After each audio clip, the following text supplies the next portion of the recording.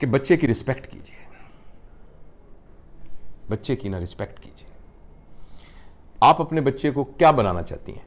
बेटे को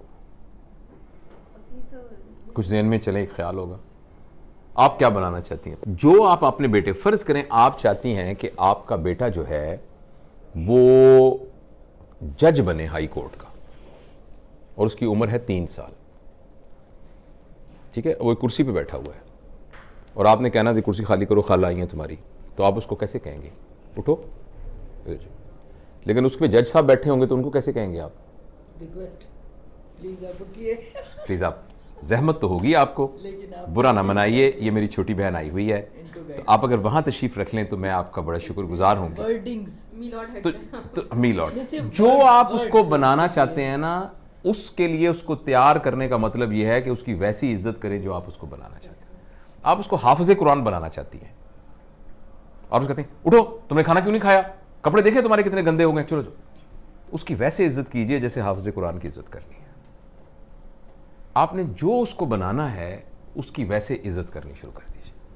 और प्लीज आप याद रखिए, किसी फेलियर की वजह से अपने बच्चे की इंसल्ट ना कीजिए। बच्चे के लिए सबसे बुरी बात है इंसल्ट। जब पेरेंट्स को गुस्सा आता है ना, अपना इलाज कराइए गुस्से वाली वर्कशॉप्स अटेंड कीजिए, इसलिए कि वो एक इंडिविजुअल है। आप जरा मेरी इंसल्ट करके दिखाइए मुझे इस वक्त, आप नहीं कर सकेंगी। मैं जुर्रत नहीं कर सकता आपकी इंसल्ट करूं। मैं जरा सा आपके साथ बदतमीजी बोलूं, आप उठ के खड़ी हैं, क्या मतलब भाई? आप उठ के मोबाइल फेंक के आप उठ के चलने जाना शुरू कर देंगे। आपके बच्चे के अंदर भी वही जज्बात हैं, मगर इत्तफाक से वो आपसे कमजोर है। जब आपने बच्चे को थप्पड़ मारा है ना किसी बात पर, वो बच्चा आपको थप्पड़ मार नहीं सकता, मगर आप यकीन कीजिए वो थप्पड़ आपने बैंक में जमा करा दिया है। लेकिन सर हमने तो ये सुना है ना कि अगर जैसे उस्ताद डांटता है या जो पेरेंट्स होते हैं वो डांट रहे हैं, या तो वो आपकी बेहतरी के लिए आपके सामने आपको डांट रहे हैं, आपके पीठ पीछे आपको बुरा, लेकिन इससे बेहतरी नहीं हो रही। इसको साइंटिफिक स्टडीज ने बताया है कि इससे बेहतरी नहीं हो रही है। अगर ऐसी होती तो डांटने से बेहतरियां हो जाती। तो जब हमारे पेरेंट्स ने हमें डांटा तो हम तो सही हो गए। एक्सक्यूज आपको लग रहा है? मैं अब एक बात आपको 2 मिनट मैं इस बात को ख़त्म कर लूँ ताकि हम इसको समेट लें, फिर बीच में से जो ज़िमनी बातें निकलेंगी हम डिस्कस करेंगे। देखिए, जब आपने बच्चे को थप्पड़ मारा है ना, या कहा है तुम नालायक इंसान हो, और अगर तो वो 7 साल से कम उम्र का है ना, फिर तो इससे बेहतर था कि आप उस बच्चे को कत्ल कर देते। ये ज्यादा, मतलब मैं एग्जरेट करके बयान कर रहा हूं, सिर्फ एक इमोशन उसमें अटैच करने के लिए।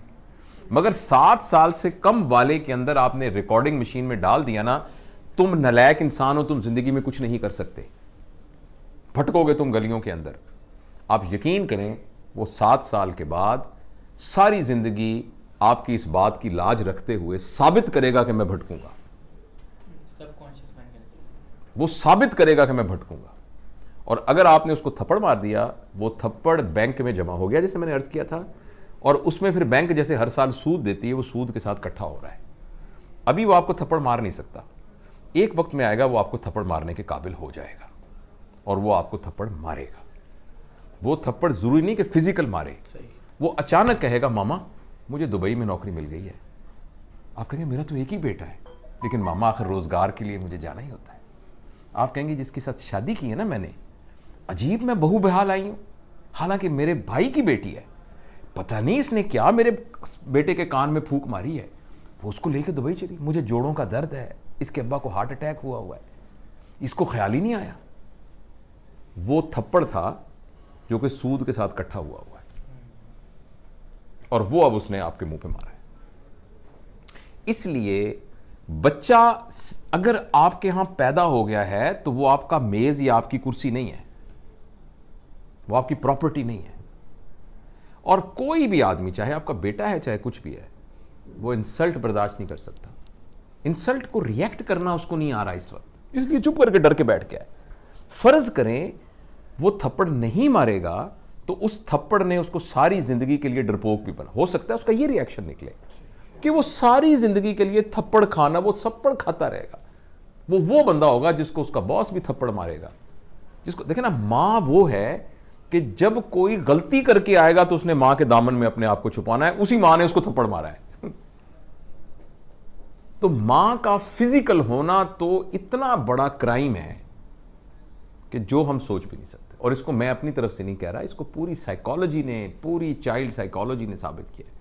अगर आपने बच्चे की बेइज्जती कर दी ना, किसी बात के ऊपर बेइज्जती कर दी, ये बेइज्जती अगर वो आपके खिलाफ नहीं इस्तेमाल करेगा तो वो पूरी दुनिया को इजाजत दे देगा अपने खिलाफ करने की। तो दूसरा ये है कि उसकी बेइज्जती ना करें किसी बात। और खासतौर पे आप बेइज्जती किस बात पे कर रहे हैं मुझे बताएं। तुम्हारे नंबर नहीं आए सही, क्या जिंदगी नंबर गुजारने का नाम है? नंबरों के ऊपर जिंदगी होनी चाहिए। मेरे पास मेडिकल कॉलेज में स्टूडेंट्स आते हैं 1200। मैं पब्लिक मेडिकल कॉलेज का हूं जिसमें मुफ्त, तकरीबन मुफ्त पढ़ाई होती है। तो 80,000 बंदों में से चुन के आते हैं बंदे 3,500, जिसमें से 350 मेरे पास आते हैं। आपके ख्याल में वो क्या बच्चे होते होंगे जो 1200 नंबर लेके आते हैं? और वो पहला इम्तिहान जब होता है ना, हाय अल्लाह हमारा इम्तिहान हो रहा है, हमारी स्टेज हो रही है, कहीं मैं फेल ना हो जाऊं। क्या ये वो बच्चा था 1200 नंबर लेने वाला? नंबरों ने क्या कर दिया उसको? आप सिर्फ इसलिए अपने बच्चे को इज्जत करेंगी या करेंगे कि उसके नंबर आते हैं। और जिंदगी गुजार में नंबर होने की क्या अहमियत है? इतनी सी अहमियत है। तो बेसिकली नंबर लेके हम अपनी ईगो को सेटिस्फाई कर रहे हैं और बच्चे को तबाह कर रहे हैं। वो नंबर ले बड़ी अच्छी बात है, मैं ये नहीं कह रहा कि नहीं नंबर लेने चाहिए, मगर ये नहीं है कि उसकी बेइज्जती करें आप। पूरे पंजाब में 3,500 लोगों को दाखिला मिलेगा, 80,000 अप्लाई करते हैं, 2 लाख ख्वाब देखते हैं इसके। तो उन 3500 के अलावा बाकी सारों की माँ बापों को यह इख्तियार तो नहीं है कि उनकी बेइज्जतियां करनी शुरू कर दें। तो पहला प्रिंसिपल मैंने आपको यह बताया कि 7 साल के लिए आप अपने ऊपर एक पाबंदी लगा दें, ठीक है। दूसरा मैंने आपसे अर्ज किया है कि आप रिस्पेक्ट करें उसकी। जब आप लोगों को डिसरिस्पेक्ट करते हैं ना, तो पता क्या होता है, या तो वो रिटेलिएट करते हैं अगर पावरफुल हो, अगर वो पावरलेस होते हैं तो उनकी सेल्फ स्टीम और सेल्फ एफिकेसी कम हो जाती है। उनको लगता है मैं गंदा हूं, मुझे लगता है मैं बुरा हूं, मेरे लिए मेरी मां से बड़ी सनद कोई नहीं है जिसको मैं देखकर, आंखों में देखकर फैसला करता था क्या सही है क्या गलत है। उसी मां ने मुझे थप्पड़ मारा है, यानी मेरे ऊपर सबसे बड़ा फतवा लग गया है कि मैं गंदा आदमी हूं, मैं इस काबिल हूं कि मुझे मारा जाए। क्यों भाई? जो मेरे लिए दुनिया की सबसे बड़ी मुकद्दस हस्ती थी, उसने ये फतवा दिया है कि तुम थप्पड़ मारने के काबिल हो। इसका ये मतलब है। बिल्कुल सही बात। तो अब अच्छा, ये तो कहा ना आपने बच्चे, आपने बीच में आपके सवाल का जवाब दे दो कि जो अब तो ये वक्त गुजर गया, आप क्या करें? अब ये करें कि बच्चे को बुलाएं और बुला के कहें, बेटा अब तक की जिंदगी में तुम्हारी तरबियत के सिलसिले में अगर मुझसे कोई गलती हो गई है तो मुझे माफ कर दो। वो कहेगा मामा आप क्या कर रही हैं, क्योंकि वो सब कुछ उसके सबकॉन्शियस में। उसका नहीं बेटा, मेरा ये फर्ज है कि मैं तुमसे कहूं, मैंने कोशिश नहीं की, मैंने जान के कुछ नहीं किया, मैं तुमसे बहुत प्यार करती हूं, तुम मेरे दिल के टुकड़े हो, लेकिन फिर भी मैं समझती हूं कि तुम्हारे कॉन्शियस में, सब कॉन्शियस में किसी जगह कर तुम्हें ख्याल हो कि मां ने मुझे, मैं बेटा माफी मांगती हूं, प्लीज मुझे माफ कर दो, और मैं तुम पर इतबार करती हूं, मैं तुमसे बहुत मोहब्बत करती हूं, और आइंदा तुम्हें मैं बिल्कुल नहीं कहूंगी, लेकिन तुम सिर्फ एक वादा करो, जो तुम्हारे दिल में हो मुझे बता दिया करो, लेकिन मैं तुमसे वादा करता या करती हूं कि मैं तुम्हारे आइंदा इंसल्ट नहीं करूंगा। हाँ, मुझे कुछ अच्छा ना लगा, मैं तुम्हारे साथ शेयर करूंगी, मैं तुम्हारे साथ आर्गू करूंगी, मैं तुम्हें समझाने, लेकिन मैं तुम्हारी बेइज्जती नहीं करूंगी आइंदा, प्लीज। ये तो ये इसका हल है जो बड़े हो गए उनके साथ। अच्छा।